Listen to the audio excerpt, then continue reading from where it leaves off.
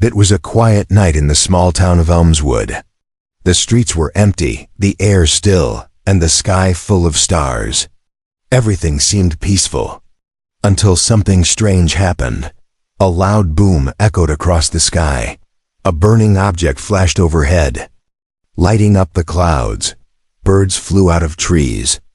Dogs began barking. And deep in the forest, something crashed with a shaking force that made the ground tremble for a moment. Miles away, a man named Jake Carter sat in his cabin, drinking coffee and listening to the wind. Jake lived alone. He was a quiet man, kind, but distant. He had no family left, no close friends. Only his books and the forest around him. But tonight, something changed. Jake heard the boom. Then, he saw a bright flash through the window. It came from the woods, not far away. He stood up slowly and looked outside. The trees were glowing faintly in the distance. Curious and a little worried, Jake grabbed his flashlight and jacket. He stepped outside. The air smelled strange, like burning metal. He followed the light, moving deeper into the trees. The forest was dark and silent now, but the glow guided him. After 15 minutes of walking, he saw it. A large, silver pod was lying, broken between the trees. Steam rose from its sides. Lights blinked weakly on its surface. It didn't look human. It didn't look like anything from Earth. Jake took a careful step closer. That's when he saw her. A figure was lying beside the pod, curled up, breathing hard, skin glowing softly in the moonlight. It was a woman, but not a human one. Her skin was pale blue, almost like crystal. Her hair was silver and moved like mist. Her eyes were closed, but her body trembled. She wore a suit made of strange, soft metal. One arm was covered in blue blood. Jake froze. His heart pounded. Should he help? Should he run? Was this real? Then suddenly, she opened her eyes.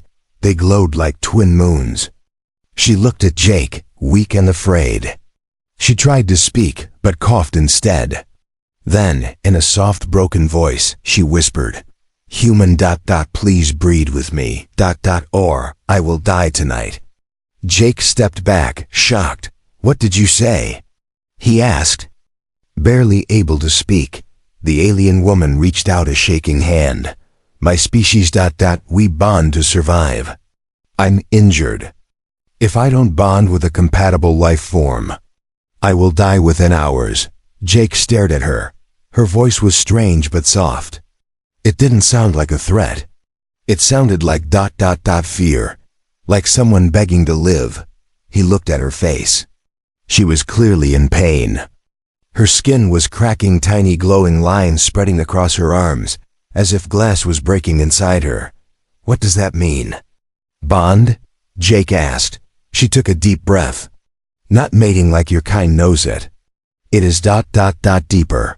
A sharing of life force, but only possible with someone who has the key. You have it. I felt it." Jake was still confused, still afraid. But something in her eyes so desperate, so human, stopped him from leaving. "Can I help you without that?" he asked. She shook her head slowly. "No, I have searched so far. Your kind is almost right. But your DNA is close to mine. Compatible. If we don't connect, I will fade." Suddenly, a loud crack came from the pod. Sparks flew. She winced in pain and grabbed her chest. Her skin was glowing brighter now, but the cracks were spreading fast. Her time was running out. Jake looked around. No one else was there. No one even knew this happened. He could leave. Forget everything. But could he? She whispered again, barely holding on.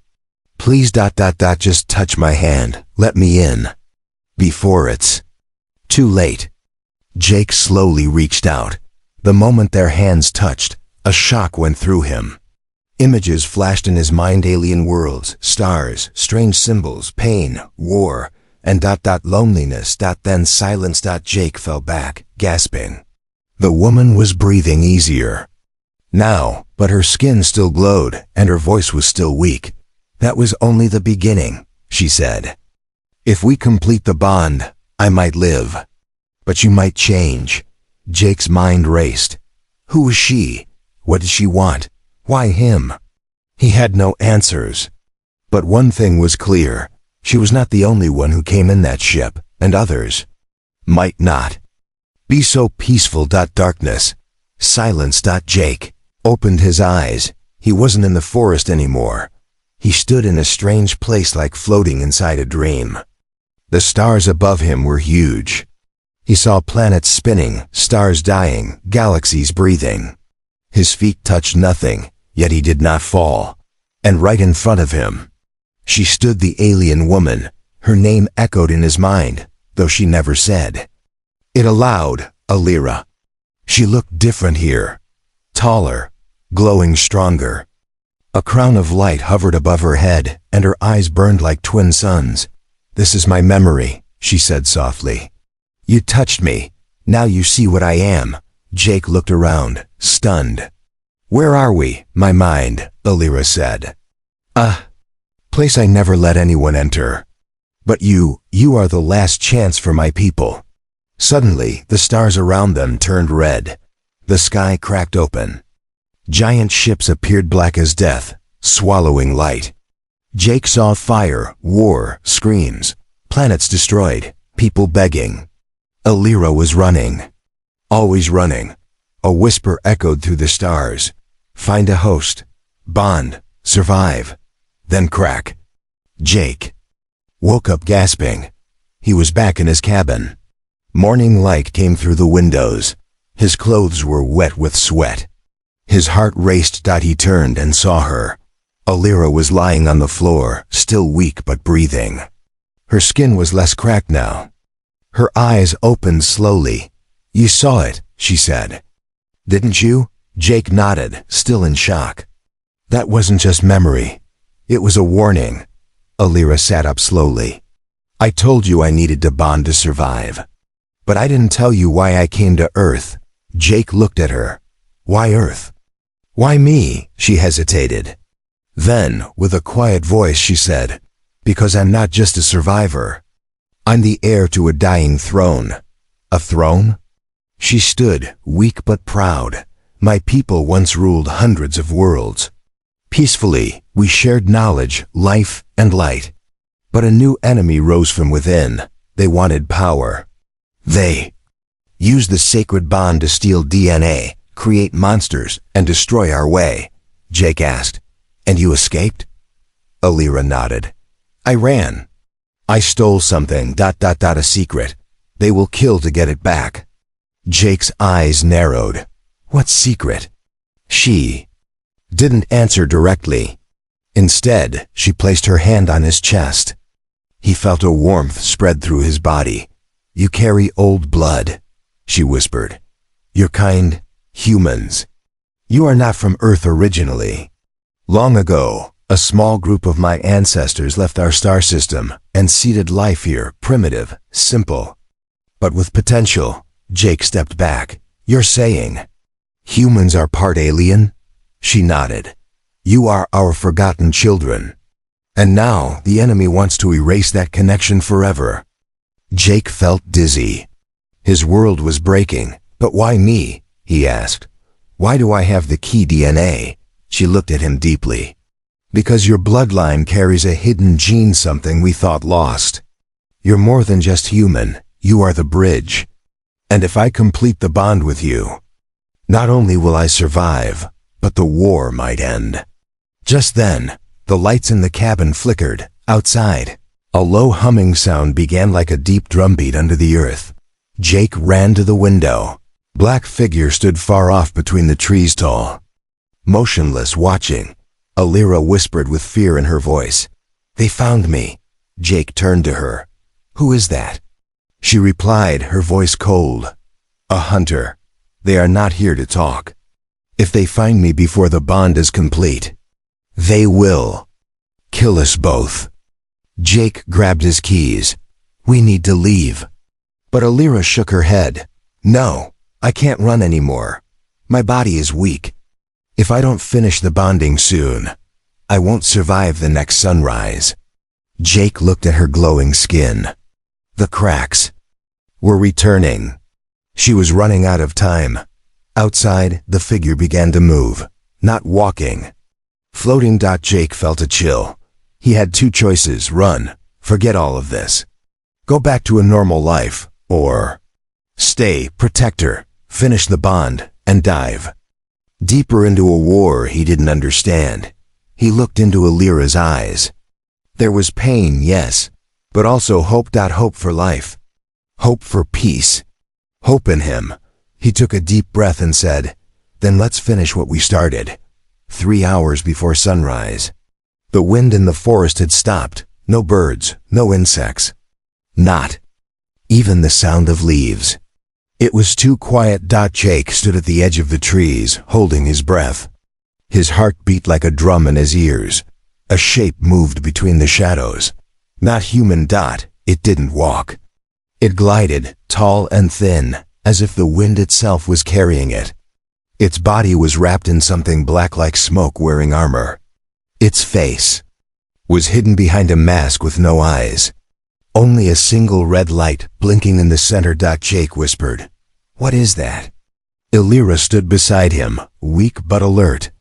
Her skin glowed faintly in the dark, cracks slowly forming again. "That," she said softly, "is a soul hunter." Jake looked at her. "Is it looking for you?" Alira nodded. "It doesn't need to see. It smells my energy, my fear." Jake looked back at the thing. "Can we fight it?" She shook her head. "If we fight now, we die. You're not ready. And I'm not strong enough." The hunter stopped. It tilted its head, as if it could hear them breathing. Then it raised its arm. Something long and sharp unfolded from its wrist, like a spear made of light. Jake stepped back. "We need to go, now." He helped Alira inside. The cabin, the windows flickered with static. All electronics were dying.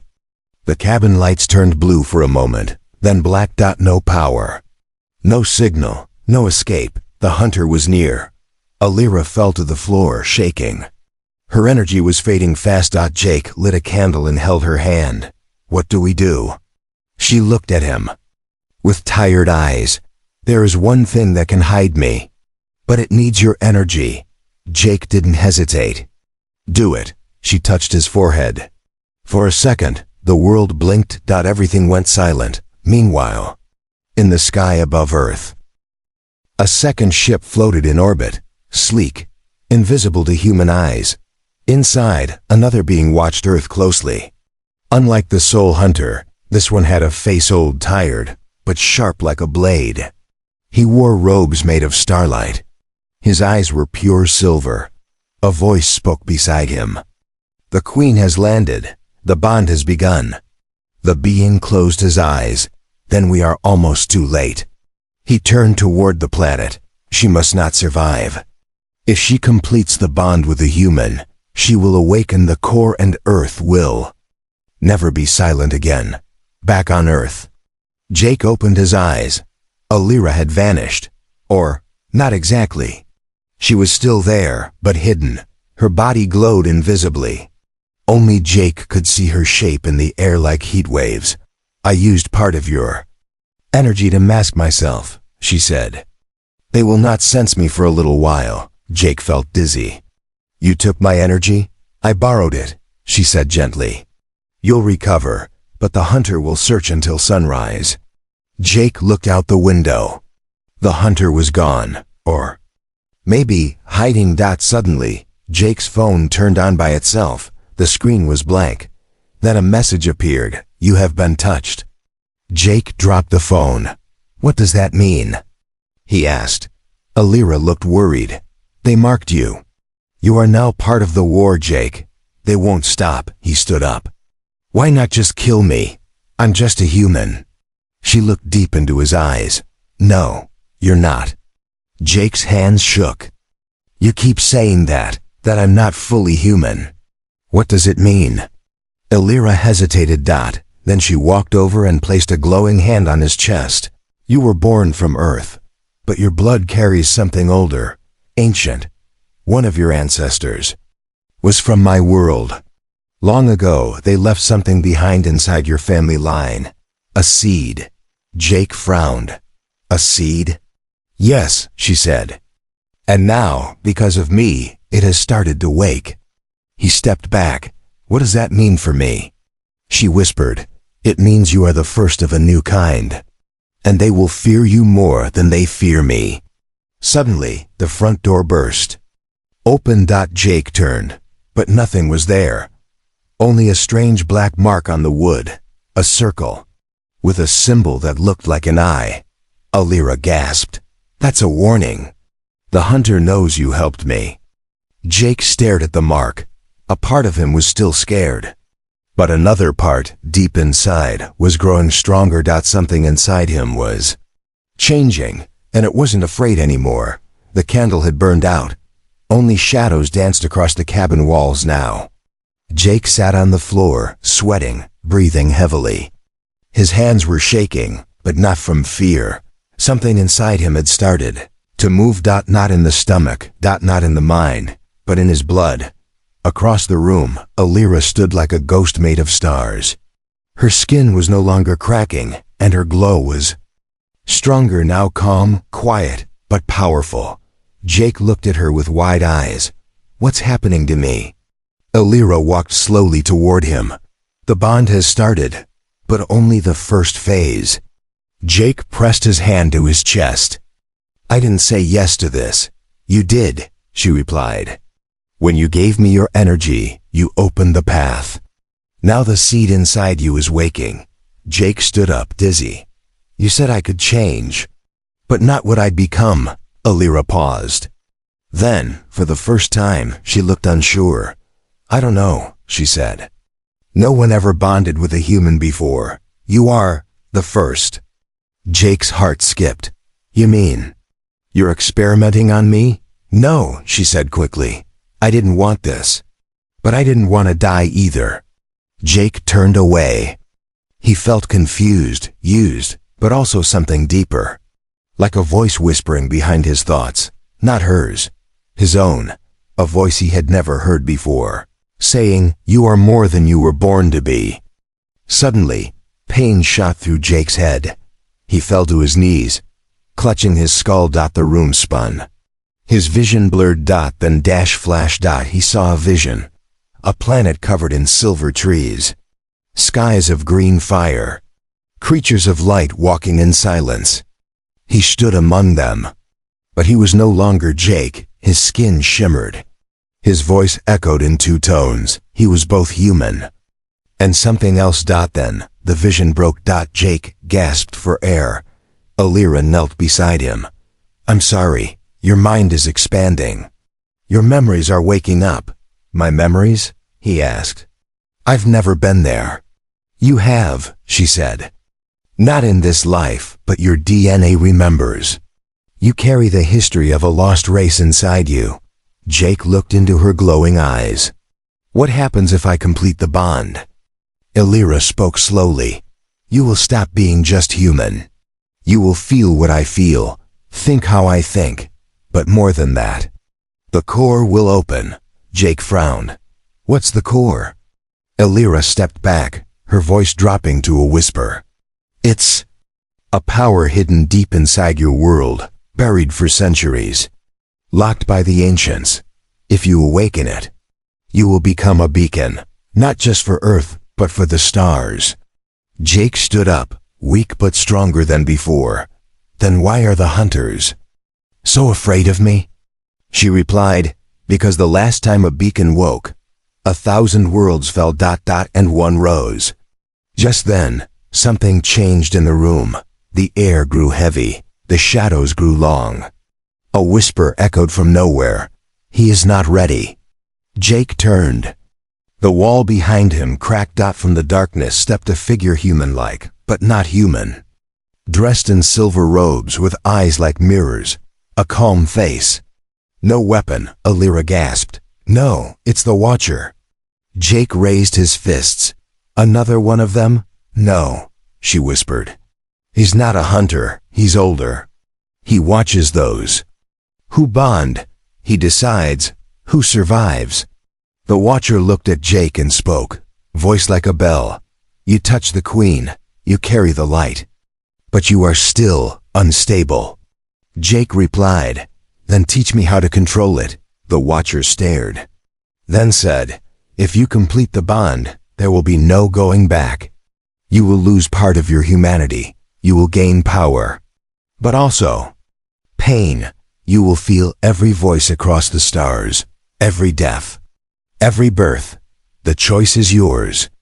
Jake looked at Alira. She did not speak, because this was not her choice anymore. It was his. Jake clenched his fists. He thought of his past, his lonely life, his quiet, small world. Then he thought of the stars, of power, of purpose.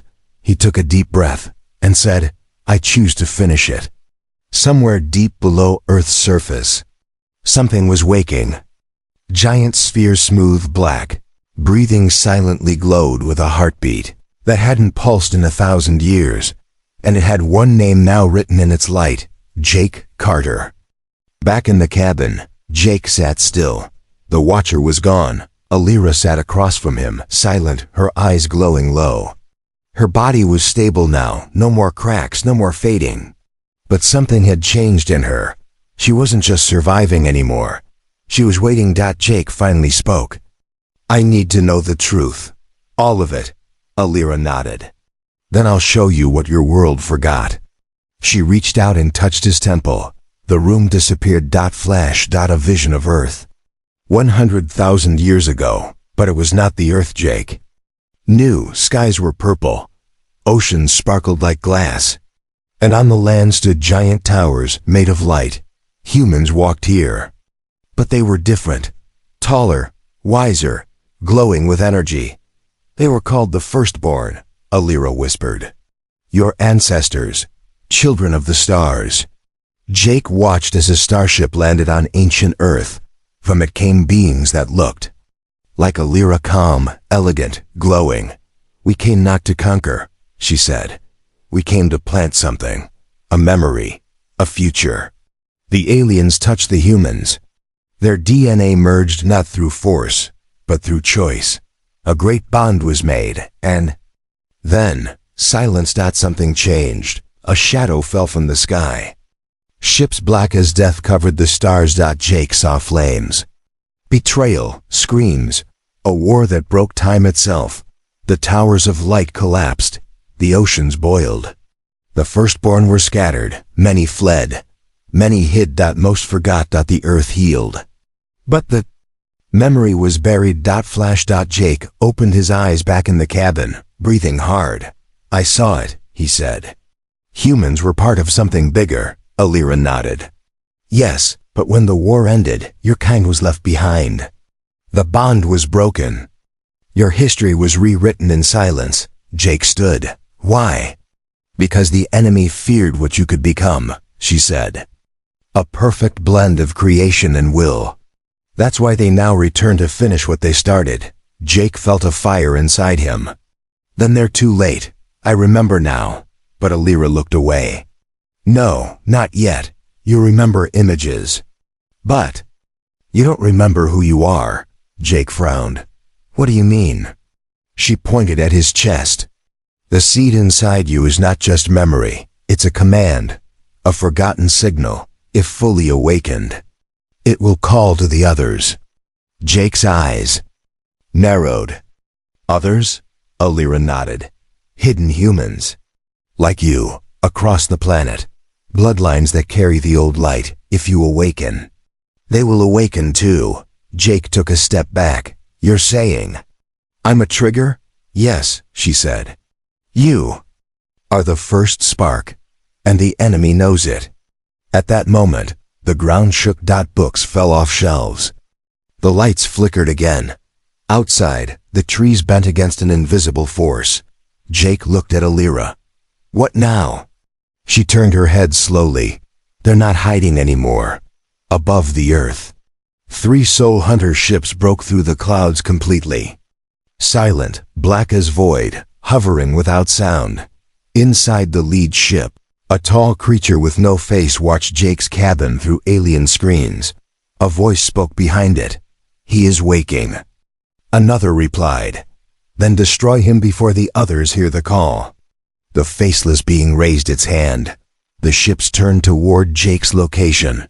Back in the cabin, Jake felt something pull in his chest. Not pain. A signal. It wasn't just inside him now. It was calling out. He dropped to one knee, clutching his ribs. Light leaked through his skin. Alira gasped. "No, it's too soon. You're not ready." Jake looked up. "I can't stop it." And then, the lights in the sky answered. All over Earth. A few people, just a few, stopped what they were doing. A girl in Tokyo. A soldier in Brazil. A boy on a desert road in Africa. An old man in Russia. They all looked up at the sky. Their eyes glowed. Something in them had heard Jake's call. The firstborn blood had stirred again. He stood at the edge of a crater, where trees once grew. Now, there was only silence and ash. The Soul Hunter ships had attacked hours ago, quick, silent, deadly, and yet Jake Carter had survived, but he wasn't the same anymore. His skin didn't glow, but something under it did. A quiet hum. A pressure. In his bones, his senses were sharper. He could hear things he shouldn't, feel people's presence before they spoke. And the stars. He could hear them too, whispering in strange patterns only his soul understood. Behind him, Alira watched quietly. She said nothing, because the choice ahead was not hers. It was his. Earlier that night, Jake had stood before the Watcher again. This time, not in his cabin, but in a dream that felt more real than any memory. They stood on a bridge made of starlight, floating above two planets. One was Earth, the other was unknown, full of storms and fire. The Watcher spoke. "You are now between worlds." Jake asked, "What happens if I stay human?" The Watcher looked toward Earth. "You will forget everything. The seed will close. The others will sleep again. You will return to your quiet life. You will be safe, small, alone." Jake swallowed. "And if I choose the other path?" The Watcher turned toward the storm planet. "You will no longer belong to Earth. Your voice will echo across stars. You will lead the hidden. You will awaken the core. You will become what the enemy fears. Most a mirror of what they once were." Jake paused. "Will I survive it?" The Watcher answered. "That no one knows." Back in the present, the ashes were still warm beneath Jake's feet. He looked down and saw what remained of the forest he once loved. Gone. Burned to keep a secret quiet. Alira stepped beside him. "They offered you the easy way, didn't they?" she asked. Jake nodded. "Forget you. Forget everything. Go back to being small. And?" she asked softly. Jake looked up at the stars. "I think I've been small for too long." Alira smiled gently, but there was sadness in her eyes. "Once you complete the bond," she said, "you will never feel human again." Jake turned to her. "But I'll feel real. Like I was finally meant to be something." Alira took his hand. "You won't just be something," she said. "You'll be the beginning of someone else's everything. That's what the core is, a new beginning, but only if you open it." Suddenly, a sound cut through the air. A voice not human echoed in Jake's head. "Stop. Come forward alone. We will spare your world." It came from the Hunter commander. He stood at the edge of the crater, arms folded, face hidden behind armor. Behind him stood an army, silent and waiting. Jake stepped forward. The Hunter commander raised a hand. "You are not ready. If you awaken the core, you will break the balance. You will become the next threat." Jake asked, "Then why offer peace?" The Hunter replied, "Because we have seen what happens when your kind wakes up. It never ends in peace." Alira shouted from behind. "They fear what they created and what they left behind." Jake looked at both of them. The silence stretched. Then he spoke. I'm done choosing between fear and silence. He stepped toward Alira and placed his hand over her heart. Her skin glowed. So did his. The final phase of the bond began, not through ritual, but will. Jake felt everything, her memories, her grief, her hopes. And she felt his loneliness, his strength, his choice to protect, not to conquer. The sky above split open. A golden beam fell from the clouds and struck the ground around them. The core had awakened. Far away. The hidden ones, those with the ancient blood, felt it. A girl in Tokyo collapsed, her eyes glowing gold. A soldier in Brazil dropped his rifle and whispered, "It's time." The old man in Russia smiled. For the first time in 20 years, the firstborn were returning. Jake turned toward the hunter commander. You wanted a choice. This is mine, he said. The core's light flared. The commander fell to one knee. His mask cracked. Underneath it was a human face. Old, tired, full of regret. Alira whispered, stunned. They weren't enemies. They were the ones who ran and became monsters. Jake looked at the broken hunter. Then it's time we stop running. They called it the pulse. One golden flash, one quiet second. And then the world changed. Every sensor on Earth glitched. Satellites blinked. Machines froze. A wave of energy not made by any known element rolled across the sky like a ripple in time. But the trees didn't burn. The oceans didn't rise. No cities fell. Instead, the silence returned. But it was no longer empty. Because now the Earth was awake. And so was he. Jake Carter opened his eyes. They were no longer just human eyes. There were stars inside them. His skin looked the same, but it held a light beneath it, soft, steady, like a heartbeat from another world. He wasn't glowing. He was the glow. Alira stood beside him, silent. Tears streamed down her cheeks, not of sadness, but of something older, recognition. You did it, she whispered. You became the echo of what we lost. Jake didn't speak right away. He looked up at the sky, his mind reaching farther than ever. Past the moon, past the void, past time itself, and the void. Looked back, across the stars. Somewhere light years away, a council of ancient beings paused. Their eyes turned toward a small blue world, one they once thought dead and unworthy. One of them spoke. The hybrid lives. Another asked, is he a weapon? The eldest answered, no, he is a reminder that no matter how far we run, the past always returns, back on Earth. The soul hunters vanished without a fight. They weren't defeated by weapons or fire. They simply knelt as if they'd seen their reflection in Jake and didn't like what they had become. The hunter. Commander half-man, half-machine removed his broken mask. His eyes were human, tired, full of shame. Jake looked at him. I understand now, Jake said. You weren't monsters. You were broken children, trying to erase your mirror. The commander nodded, voice hoarse. Forgive us. Jake didn't answer. Instead, he raised his hand. And the commander faded into light. No screams. No pain. Only peace. In the weeks that followed, the earth grew quiet again. But it wasn't the same silence as before. Now it was the silence of holding your breath. Before something new begins, across the planet, strange changes began. People with no history of illness suddenly healed. Animals stared at the sky for hours. A baby was born in a quiet village with silver eyes. And in the dreams of a few, a voice spoke, we are waking up. Jake never returned to normal life, because there was no such thing anymore. He stood at the center of the Cora place, now revealed deep beneath Antarctica. A living machine older than history, built by hands long turned to dust. He didn't rule it, he was it. He didn't command armies, he inspired bloodlines. He didn't want power, but he became the symbol of something more powerful than weapons. Memory. Because in remembering what we are, We become what we were meant to be. One evening, Illyra walked beside Jake as the sun set its light golden, like the pulse. She asked, "Do you miss who you were?"